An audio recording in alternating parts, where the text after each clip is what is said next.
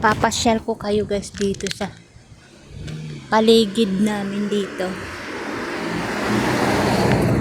Mga lumang bahay, marami.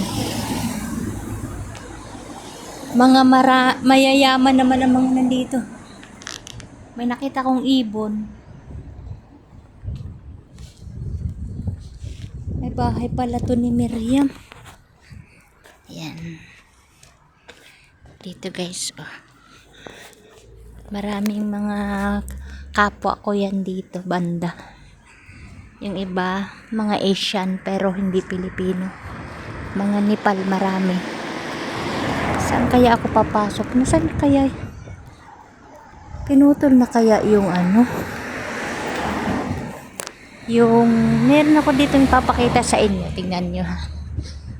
Ano ba ito? Malunggay.